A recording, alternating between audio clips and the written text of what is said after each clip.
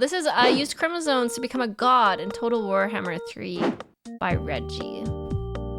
And it's about the lovable, insane, evil rats. I don't understand what chromosomes mean. Is it like it's genetic stuff? Maybe? We'll find out. And there's probably nukes.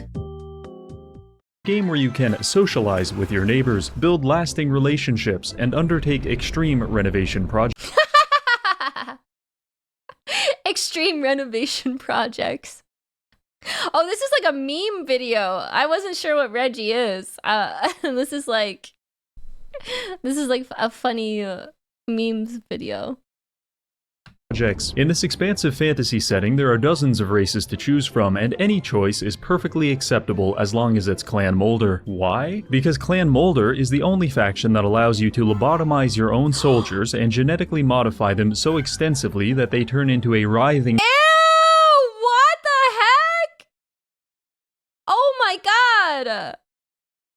Okay, now I understand. I understand. What is the monstrosity? tower of flesh, which is simply too ugly to die. Today— Too horrible to die!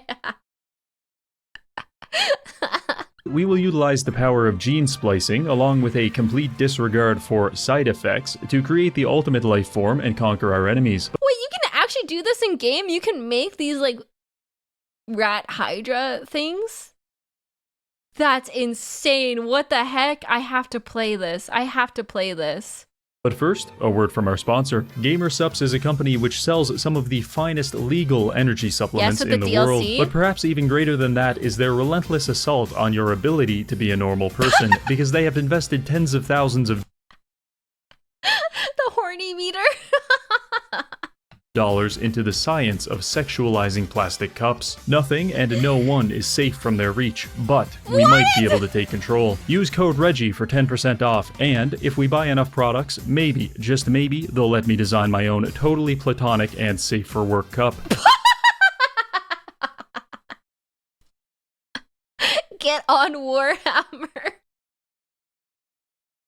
That is one of the best ads I've seen. Oh my. Thank you, GamerSupps. Now back to the video. Welcome to the snow-covered wastelands of a place which is called Kislev, but which we all know is simply Eastern Europe. True to form, these tundras are inhabited exclusively by 17th century Russian nobility and recently paroled sex offenders. As such, its main exports are bad haircuts, class warfare, and uncomfortable conversations.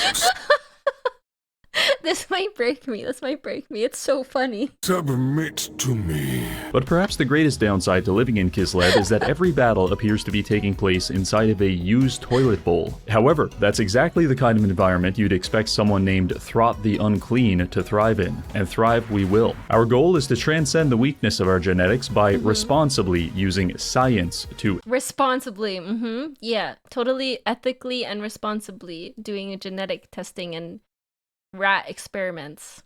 Ethically create the perfect organism. The only issue is that the more we edit our chromosomes, the greater our risk of developing this unfortunate condition called genetic instability. It's a pretty mild disorder. Your chance of survival is about the same as getting shot in the head, because the main symptom of this condition is immediate and rapid physical disintegration. And if you take it too far, genetic instability turns into explosive instability, which causes your anatomy to detonate on contact with the enemy. We could work— That sounds like it could be useful, though, I'm not gonna lie.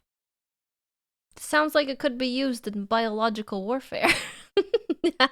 on a cure. Or we could just push you down a garbage chute and try again, because by pressing this button we can literally recycle you. This is done through the use of the growth vat. You can think of it like a compost pile for people. I'm going to try to make— Stim peasants, detonate on this man! The time has come. Fulfill your role in the Stim peasant army.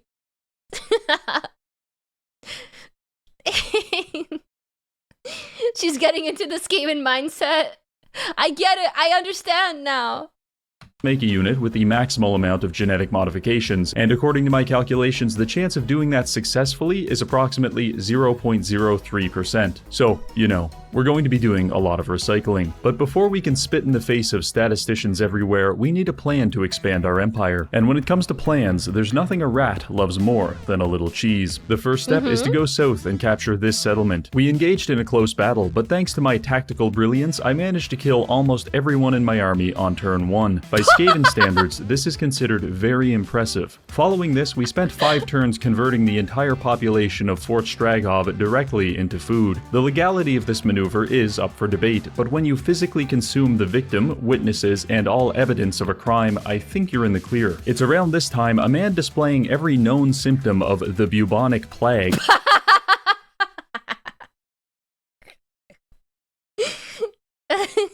will declare war on you, but you can ignore that and instead focus on speedrunning homelessness by traveling to your capital city, demolishing it, and resettling it on the next turn, using all of your stockpiled food to rebuild it at level 4. Now I know you're thinking, but Reggie, won't your population enter a profound state of starvation since you've used your entire food supply on a fancy building? The answer is yes, but also, I don't care, because But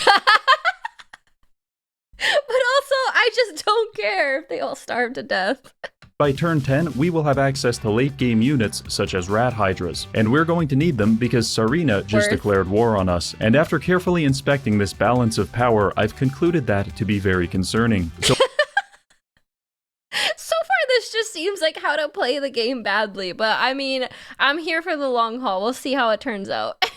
what we're going to do is isolate ourselves inside Hell Pit for 5 turns and re-emerge with a slightly unfair army. As I waited out the turns, I began to grow worried because we were quickly becoming surrounded by a horde of angry Russian gopniks who wanted nothing more than to redistribute. Your family will be hung, your cities razed, and your history expunged?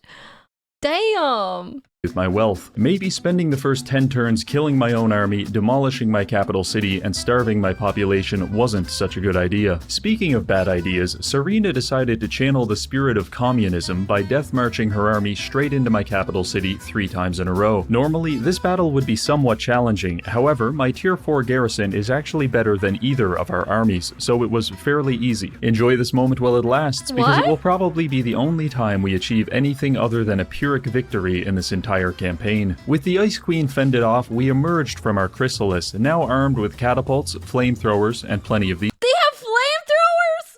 Oh my god, I love Skaven. I'm pyro after my own heart. I love them. And Gatling guns.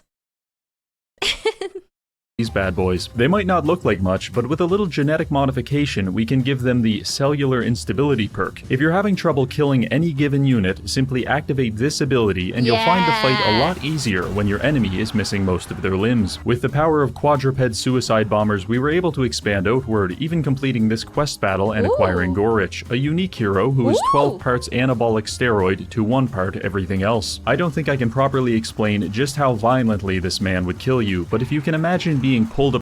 I love this guy. He looks so cool. I love him. I like how they have like a, they kind of have like a putricide, like plague aesthetic to them. But they're also rats. But they also have weapons. Rat Terminator. Yeah, Rat Terminator. Note to self, buy stem of flamethrower. Man, I love fire. I love burning things. Apart by meat hooks, then you're on the right track. After a few more turns, we managed to gain some territory, but we were in a difficult situation. To our left was the spokesperson for radiation poisoning, and to our right was an AI doing their best impression of Joseph Stalin. So I bought some cannons for the Second Army and sent it to defend the Western Front. Meanwhile, Throt engaged in various battles to the south, including this one, which was not fun, because despite having access to several powerful units, there is a resource which is fundamentally inaccessible to us, and that resource is leadership. In fact, I bet leadership is really hard to find amongst Skaven. Or it doesn't last very long. In fact, every Skaven battle has 2 distinct phases. Phase 1, where you actually play the game, and Phase 2, where you spend 90% of your time scanning the periphery of the map in an attempt to stop your units from deserting you at the slightest conceivable inconvenience. They just leave? They're like, nah man, I'm out. I'm not fighting your battles for you. I'm out. Self-preservation, baby. Compounding this issue is the fact that Kislev units are objectively monotonous to fight against, because each and every one of them is experiencing a crippling identity crisis where they can't decide if they want to crush you with a mace or shoot you in the neck with a flintlock pistol. This makes them supremely unsatisfying to interact with because it feels like every unit just does the same thing. If we liken a diverse army, such as this, to a delicious and well-decorated cake with various flavors, then the Kislev army is that same cake after it has been beaten with a sledgehammer to the point of becoming a homogeneous sludge. Seemingly, the only units that don't struggle with this brand of dysphoria are the polar bears that will inevitably flank you and rip out your carotid artery, which is a Not oh, okay. nice touch, but I just wish that having a large mammal violently chew through my neck veins wasn't considered the highlight of my day. So to conclude my unsolicited review of the Kislev race, I give them a 1 out of 10. Regardless, winning these battles put us in a very strong position because we're now within striking distance of the capital city of all of these godless sodomites. Soon, Ratkind will prevail. However, things weren't going so good on the Western Front. Leukemia Man decided to attack my second army. The auto-resolve thinks we're going to lose, but when you're playing Skaven, the accuracy of auto-resolve is about on par with— That is so funny. The auto-resolve just thinks they're immediately gonna lose. But if you play it yourself, you can take advantage of the unpredictable nature of Skaven. I'm assuming. the accuracy of a schizophrenic witch doctor who is covered in chicken blood, so I thought I could take him, but I was horribly wrong. Because after approximately 3 minutes of fighting, my Skaven slaves were being violently domesticated. Fucking slaves, get your ass back here! My cannons had been flanked by snow leopards, and my archers were doing this. Moments like these remind me that my personal battle against autism is not going very well. So, the Great Orthodoxy made a generous contribution to population control on our behalf, but that's okay, because as fast as you can kill my armies, I can make 3 more. By this point, we had managed— Oh yeah, don't rats like have 1 million babies? Is that part of Skavens? Is that you can just have 1 million babies every time your army dies? That's hilarious. Rats are dirt cheap. You kill my rats, I'll just make more of them. They're cannon fodder. To completely isolate Kislev and drain most of its resources. All that's left now is to hire a warlock engineer, run him over to Kislev, and use this ability to produce an earthquake that will destroy most of their walls. You know it's a good earthquake too, because the engineer dies in the process. Following this, Throt besieged the settlement and started starving them out. Once they were looking particularly anemic, we can— Think of Darkspawn broodmothers in Dragon Age? Oh, okay, yeah. They seem so fun to play. They go against the grain of what how I would think an army would play. Completed an auto-resolve and Kislev was officially ours. Now unrestrained by our abusive alcoholic neighbors, I gazed upon the world map to see what diplomatic opportunities await, and I quickly realized that everyone who isn't a disfigured abomination absolutely hates us. I imagine diplomacy doesn't go over too well with Skaven. I imagine not many people wanna strike a deal with the like abomination rats who nuke not planets. I mean, I'm sure they would nuke a planet if they could. So shocking, this turn of events. Diplomacy is not an option.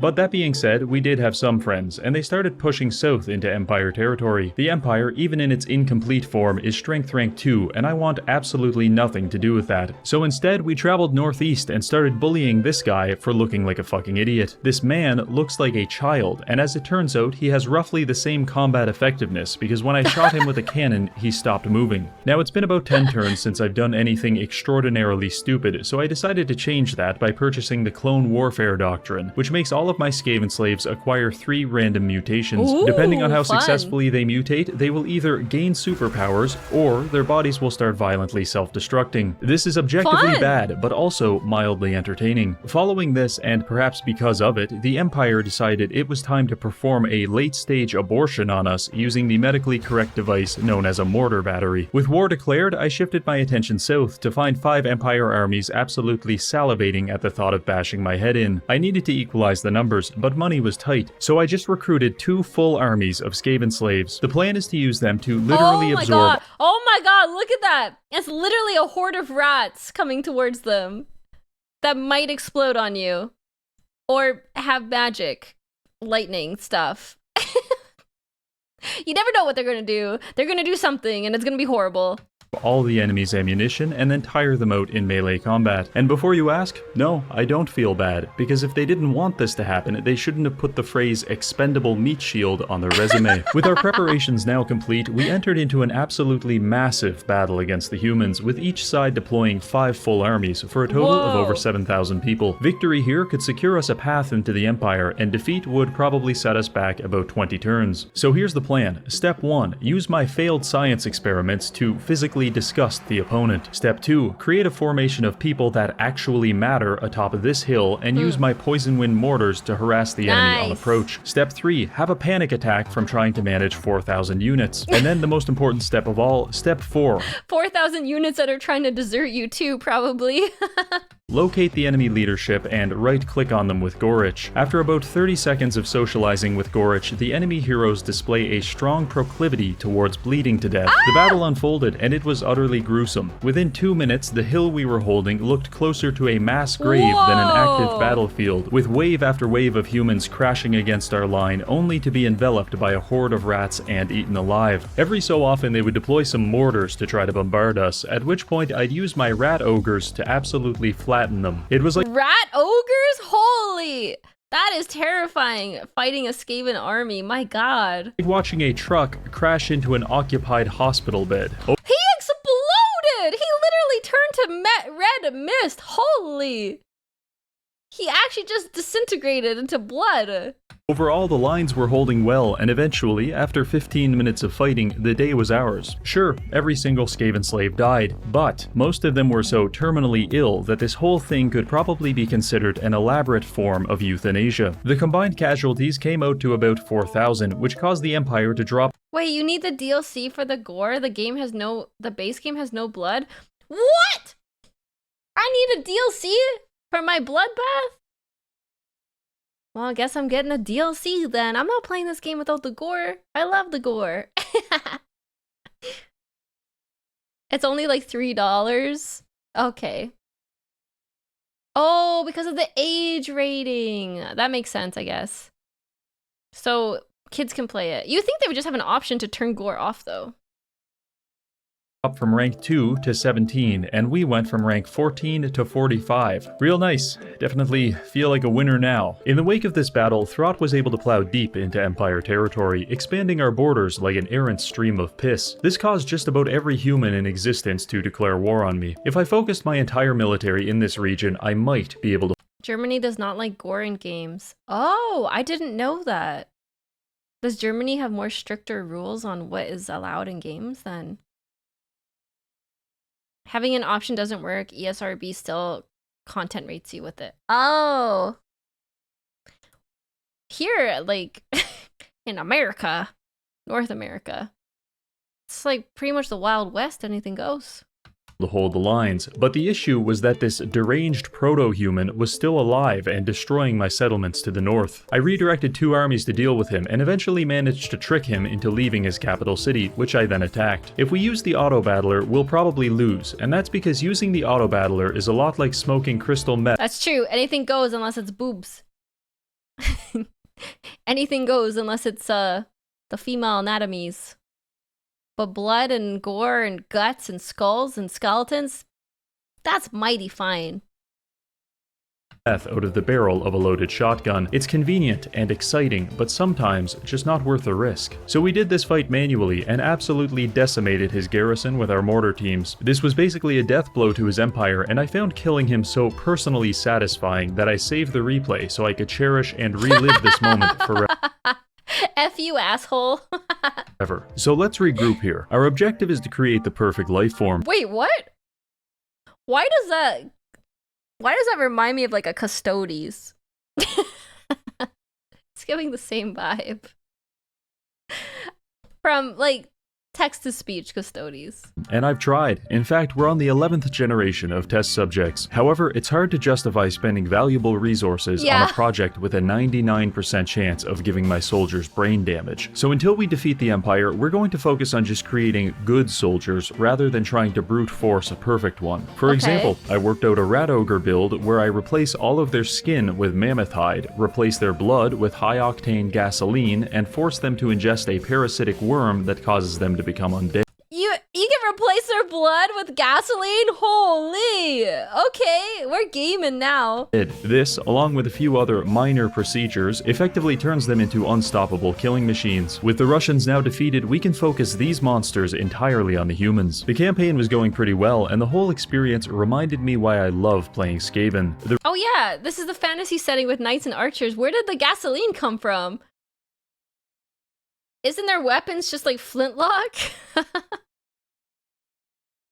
Ridiculous contraptions and absurd strategies make you feel like a cartoon character, but with gore turned on. Not only is it possible for you to slowly flatten an elderly woman using a mobilized bell you dislodged from a nearby clock tower, it's actually one of the more normal things you can do. So needless to say, the Empire was feeling the pressure, so much so that they ended up calling in their friends for help. And what fearsome allies did Carl rally against me? Well, a fucking tree and a short guy. I don't think Carl has many friends, and he's about to have even less because his barely animate companion just ran headfirst into an army of flamethrowers. Meanwhile, the dwarves actually killed one of my armies, which is really unfortunate for them because now I have to introduce them to Rodney. With most units... To Rodney? Oh no, not Rodney. There is some part that isn't dangerous, but with Rodney, everything will kill you. He's covered in spikes, his entire body is swinging and gyrating around wildly, and if any part of him even... Wait, does he have a wheel in the back? What the heck? Touches you, it could best be likened to being hit with a bag full of cinder blocks. So anyway, they died. After assimilating the resources of Carl's friends, our faction had become... He has a lot going on.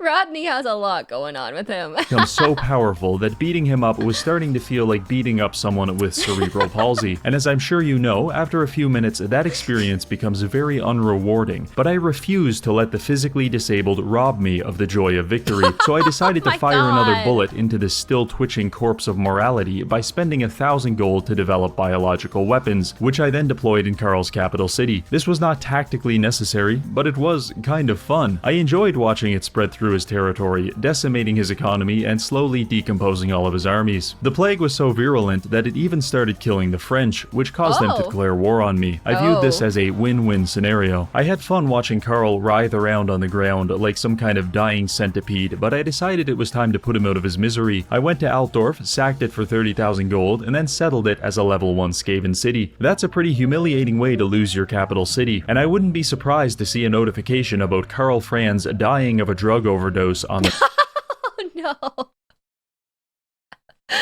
His capital city was turned into a level 1 Skaven town. Oh man, he died from depression.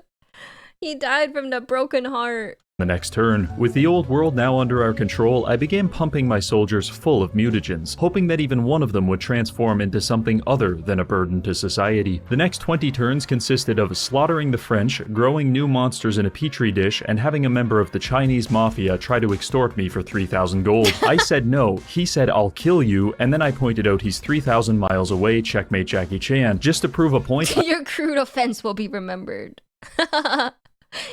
He will remember that. I also decided to ambush one of his trade caravans, which was carrying 11,000 gold. I know the sight of me grabbing a civilian's head and slowly crushing it with my bare hands looks bad, but it's actually okay because these people are communists, and what they need most of all is freedom. And, as an advocate of freedom, I am morally obligated to Oh, they're cool! They have drill hands!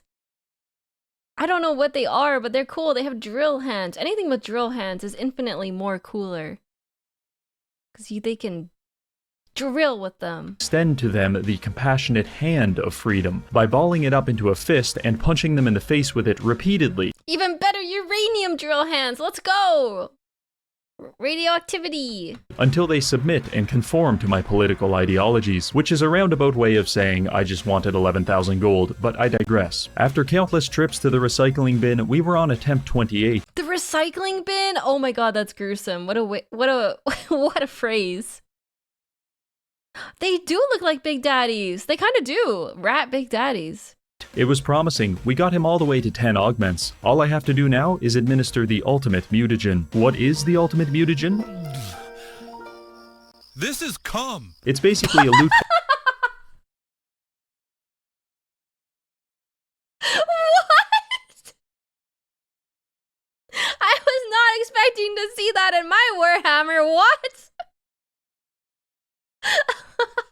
Box of chromosomes because it gives him 3 random mutations. I crossed my fingers and performed the procedure. It was a success. Joey 28 officially had 8 mutations, which gave him a total of 17 augments. According to my research, this is the maximum amount possible. Or maybe I just made that up, who knows? Regardless, I think he's perfect. So ladies, like it or not, this is what the ideal male physique looks like. A badly mutated rat man with mammoth skin, diabetic neuropathy, propane sweat glands, and some kind of brain parasite. Have I broken That boy ain't right. several international laws in the creation of this creature? Yes, but in the eyes of God, I am amongst him, because Joey 28 is the perfect organism. Joey 28. This seems so fun just to like biologically mutate our rat men. I'm kind of thinking I might just have mad scientist tendencies because I just want to play this game to mutate things and create like abominations. And he's arrived just in time, because it is officially the end of the world. The wild hunt has begun, and the wood elves have decided the best way to protect the environment is through homicide. 2 sets of wood elf armies spawned at the enchanted forests in my territory. They look pretty formidable, but I know a thing or two about wood elves. You have to avoid fighting them on their home turf. In fact, fighting wood elves is a lot like fighting children. You can't just rush into the kindergarten winging haymakers. It's not tactical, it lacks nuance. In my experience, you'll find a lot more success luring them into the parking lot where you can ambush them with your friends. So that's exactly what Oh, because if they're stronger in their forest, you gotta get them out of their forest. we did. To the wood elves. I had a few armies wait for them to leave the forests, at which point we cleaned them up in a nice open field where they couldn't pull too many of their tricks. This whole wild hunt thing isn't so bad, Oh I my thought god, he's just mowing them over. Holy. loud. Well, imagine my surprise when, on the next turn, I found a conga line of war criminals making their way into my territory. Yeah, that's like 10 armies, with more being pumped out from these forests every turn. I mobilized my forces, but in the meantime, the wood elves were destroying pretty much everything south of this line. I don't know what fascist dictator is responsible for this, but I really don't like this version of the wood elves. Fortunately, the old world has a high concentration of castles, which slowed them down, and after a few turns, my armies began sweeping through the war-torn regions. I was engaging them in 2 to 3 battles per turn, and Throt was doing fine, but my weaker armies were being devoured alive by the feral elves. Thankfully, I did some experimenting and found that the wood elves are surprisingly vulnerable to having a cask of acid smashed over their head, and that's very good. What? Surprisingly vulnerable. Acid is, I don't know if that's a surprise. That's a pretty good counter to any living thing. News for us. I had my armies outfitted with some of these mortar teams, and we started making some real progress. Additionally, I had some allies in the area that were able to defend the Eastern Front. This was quite helpful, but perhaps the biggest break was this random event. It increased our chances of ambushing the elves, which allows us to position our armies like this, and their army assumes the position of a man who is about to receive a violent prostate exam. All I can say is that this was an extremely cathartic experience. From here, my military philosophy is as follows. I have 60,000 gold, and I'm guessing the wood elves do not, because upon reviewing their economic infrastructure, I found only mud huts and strange men tweaking on Strange men tweaking. They don't need money. They're one with the forest, okay? They're feeling it. crystal meth. Therefore, I don't believe they can keep up this pace, so I'm going to enter a financial deficit to field just enough armies to gradually grind our enemies to dust under the assumption that they won't be able to replenish their ranks. A war of attrition, as one may say. Over the next 10 turns, I managed to slowly claw back my territory from the elves. I even had time to quell a rebellion from Krekronid of the Black Chasm. Who is Krekronid of the Black Chasm? Only the finest collector of level 1 archers in the entire world. And this, I had to congratulate him on personally. By this point, we've unified our eastern, western, and central fronts, effectively pushing the Wood Elves back to this choke point. Around this time, my allies declared war on Vlad von Karstein and asked me for help. Confused and clearly busy, I said no. In hindsight, this was the wrong response, because apparently it was a social faux pas on par with pouring lubricant on a wheelchair ramp. Within 2 turns, the entire world was so disgusted by my act. They're so mad that he didn't help that they're gonna go after him next. That 17 different people canceled their trade deals with me, including Vlad, costing me thousands of gold per turn. Further, oh my god! They thought the Skaven were so disgusting. 17 canceled their trade deals. Holy. Furthermore, a couple others just outright declared war on me. So needless to say, we're on our own from here. With our armies now unified, we push It's just Skaven and their crimes against humanity against the world. Through at Helmgart and even repelled 1,800 elves on the next turn. After this victory, the Wood Elves attempted to call time out by issuing a press release that the Wild Hunt was over. Sorry guys, I'm afraid that's not how this works, because my Wild Hunt is just beginning. Briefly regrouping at Paravon, I took stock of the situation. We have 5 armies. Throt, specializing in giant monsters, Snickich with assassins, Bokbok and Ixstone are bringing in the siege weapons, and finally Bilefitch has every known flavor of Rat Ogre. Rat Ogres with flamethrowers, tasers, Gatling guns, and even rat ogres covered in sheet metal. I love rat ogres. I love them. I want a rat ogre. This game heavily punishes you if you break treaties. Oh. Even if you're a mutated rat man who backstabs people in the back as part of your lore. How did TikTok bite you? What do you mean, Duologs? Rat ogres are cool. I also like how they have like the Hannibal Lecter masks on them because they're just so insane. They're just so insane. Comparatively, the elves don't have as much, but they are in the forest, and fighting a wood elf in the forest is like fighting an Italian in a spaghetti factory. Thousands of years of evolution have rendered them perfectly optimized for combat in that environment, so they're still fairly dangerous. The first battle was against Durthu at Waterfall Palace. I stormed the field with my monsters, and the elves adopted this strategy of shooting us from behind a wall, which was smart until the wall broke. I can guarantee you they weren't feeling so smart then. Meanwhile, Durthu... Surely this wooden wall will protect us from the giant mutated rak folk with like flamethrowers and nukes. Surely this wooden wall. Was waiting alone at the top of the mountain as if he was expecting a fair and honest duel with Throt. Instead, I had 4 assassins stab him to death. The first battle was behind us, and it really sucks fighting in this environment, so I took a great satisfaction in auto-resolving my way to the final forest. It's being guarded by Orion and a few others, but at this point, we have the momentum, we have the numbers, and most importantly, we have Joey. We gave these drug-addled freaks... We got Joey here. The beating that their parents should have given them 30 years ago. I mean, we really put a pounding on their ass. Gorich, Joey, Throt, it's going to take the Wood Elves years just to learn how to walk again. And as I stood there in a burning forest, surrounded by thousands of dead elves, I knew I had done the right thing, because the Wild Hunt is finally over. Sure, it cost me 10,000 gold per turn, and I'm at war with everyone from the Triads to literal demons, but all of that pales in comparison to the fact I have killed all Europeans, become God, and saved the world. Become God. This is just one Skaven clan, by the way. There are even more. Oh, the clans are like very specialized. That's interesting. That's a lot of replayability then. I did the diplomacy system design for Total War. Diplomacy is very much optional in Warhammer. Interesting. I really couldn't ask for a better legacy, and with that, I feel Throt has achieved his goals and his purpose in life is complete. So that's it for this video. Feel free to check out the second channel where I'll be posting some of my extra content. Big thanks to this month's patrons for supporting the channel, and finally, thank you for watching. Each race has several factions. Oh, this wasn't even the nuclear rats. This was the abomination rats. The nuclear rats are different, and the ninja rats. That's the Frankenstein clan. There's Assassin clan, Mad Scientist clan, and Plague clan. Oh, I didn't realize that. I thought they were all kind of part of the same. Man, I want to play Nuke Rats. That sounds really fun. Rats with nukes. Nukes are just fun. Oh, that's Reggie. Good video, good video. That was fun.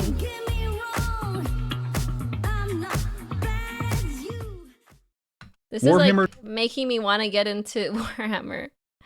I should play the base game first. I'm gonna buy the base game after this. 1, 2, and 3. Excellent video. Excellent, excellent, excellent. When the enemy casts fireball, respond with nukes.